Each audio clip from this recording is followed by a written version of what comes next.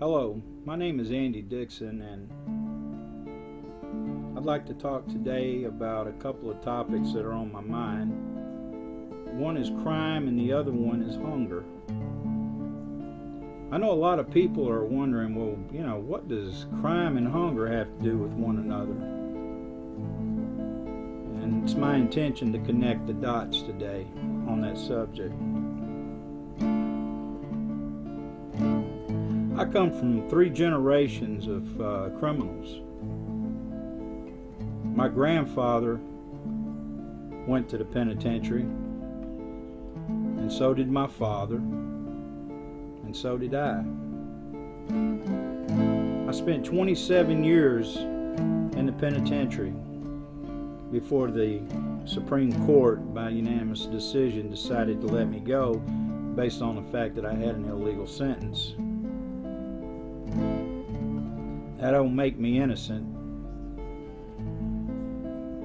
It just made me lucky within this judicial system that we have, because we are a throw-em-away society. We use terms like no one left behind, but we leave a lot of people behind in this country. I'm not crying about it and I'm not begging about it. I'm just stating a fact about it. We leave a lot of people behind. We have probably about the world's largest population of displaced people. We have people running all over this country that don't have a home, and they number in the hundreds of thousands, if not millions. We don't see them. We walk by them every day.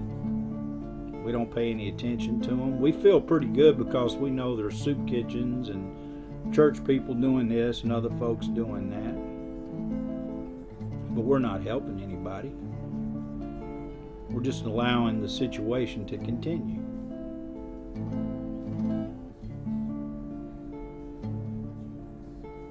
After 27 years in prison and stepping out into the free world, I thought I would see changes. I thought there would be solutions to problems. But all I see is the same old thing that was going on when I went in 27 years ago. I don't see anything different other than technology. We can track people further and longer. We can eavesdrop better. We can do all these things, but we can't seem to get a handle on making people self-sufficient. Giving them the tools they need to get out of poverty, because when you get out of poverty, you get out of hunger. When you're in poverty, you're in hunger. And that's what started my generational incarceration situation, because my grandfather was raised in the Great Depression and he was hungry. He told me many times about how he'd go to bed at night with his stomach cramping from lack of food.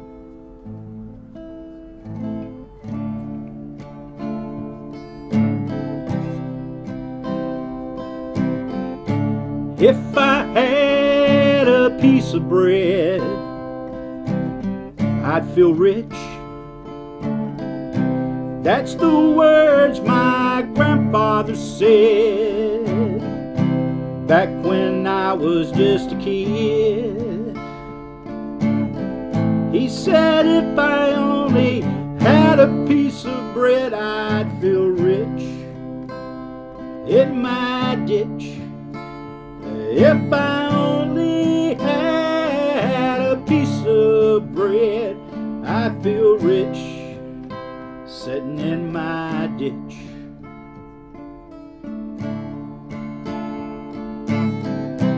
But he picked up a gun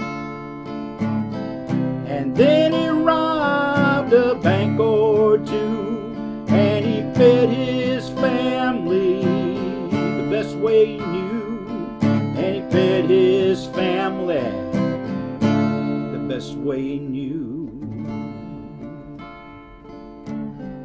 Well, my grandfather got pretty good at what he did, and I have to say our family didn't go hungry anymore. And then when my my father grew up to be a young man, he took to crime like a duck to water. And then he passed on down to me what he had learned. And I followed suit. But while I was sitting in that penitentiary for 27 years, people, I just wanted to find a way to make a change. I don't have any children, but if I ever do, I want to make sure that they aren't the fourth generation of my family to wind up going to the pen. My sister's son, he's already been. These are cycles that have their roots in poverty and hunger. All my life I was taught to honor food. My grandfather taught it to my father, and my father taught it to me, the importance of having a backup plan to eat. Even in my criminal activity days, when I thought I was on top of the world and had plenty of money, in my psyche I always felt poor because I had been indoctrinated and it had been ingrained in me that hunger was always at our doorstep. Open up your eyes, boy, and take a look around. You may have a bunch of money, but the hunger pains are all around. You better hold on tight to that money, boy. You better hold on tight to that money, boy. You better hold on tight to that money, boy, or you will find yourself cuddled up next to a tree by a brook, drinking water to stave off the hunger, drinking water to stave off the hunger.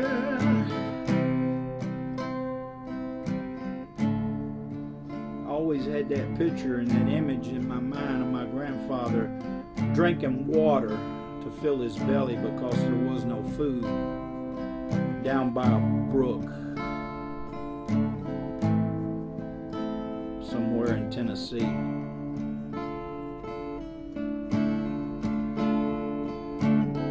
And right now you have children in the Appalachians, Colorado, Tennessee, Chicago, New York, Los Angeles, California, all over the nation, from the East Coast to the West Coast and all points in between. There are kids that are going to bed tonight without a full belly. And I guarantee you they got parents that are breaking up inside. Their hearts are breaking up inside. Think about that. You go to bed tonight, just think about that. What would you do if your child was going hungry? Just think about it. And then whatever you do to alleviate that situation, and then your family follows you in your decision,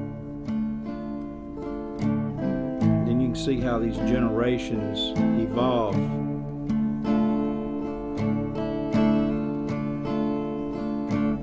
Because these kids are hungry. Every one of them needs guidance. Every one of them needs a chance. They don't want to wind up in a prison for taking a big chance. Taking a big chance.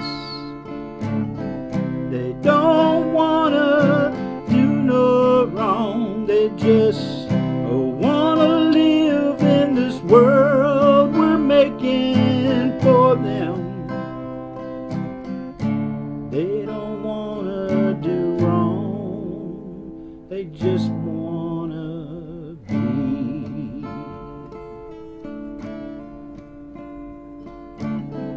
And I'm telling you now, hunger, poverty, and crime are linked at the hip, brother.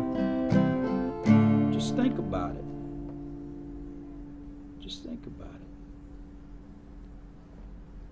Hunger, poverty, and crime. It's a hard, cold life, people. It's a very hard, cold life.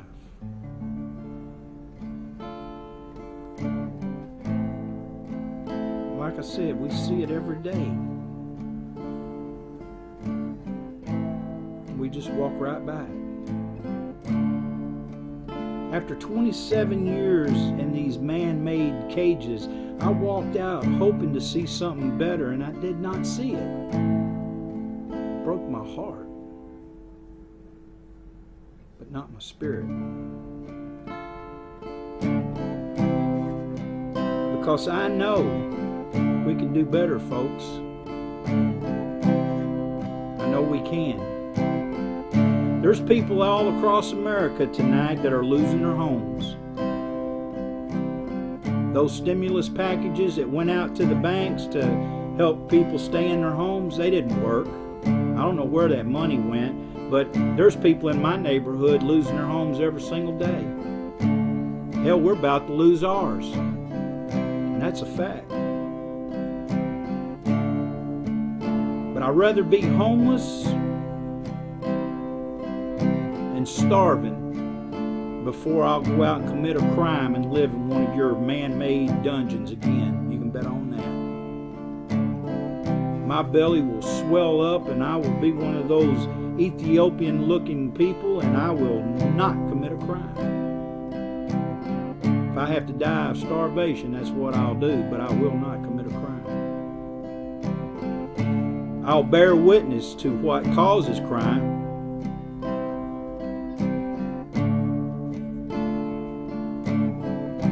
Hunger and poverty. You give a man a job, you give a man dignity. You give a man or a woman a paycheck, you give them a chance. But it has to be a paycheck based upon a living wage. To give somebody a paycheck that's less than living wage, it's almost mockery. It is mockery. It's not almost mockery, it's mockery. We have so much corporate greed in this country, it's not even funny. But don't get me started. I don't want to even get off into all that.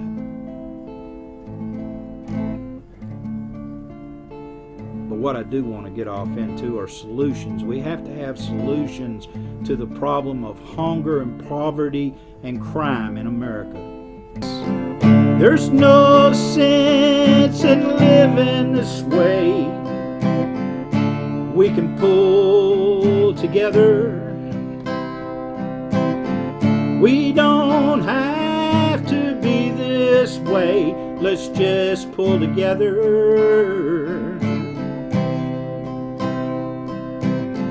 You don't have to give me a hand.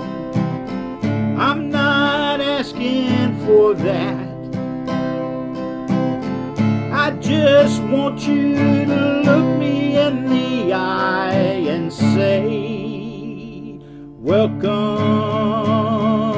welcome to a new day, my friend, where we will work in harmony, and I'll help you and you help me.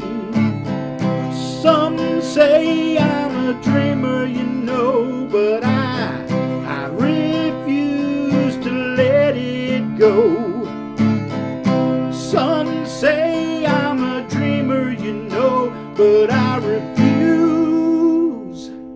to let it go.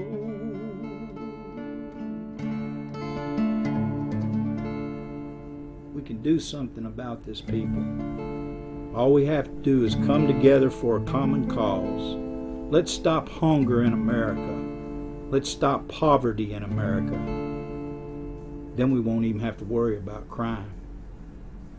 Thank you.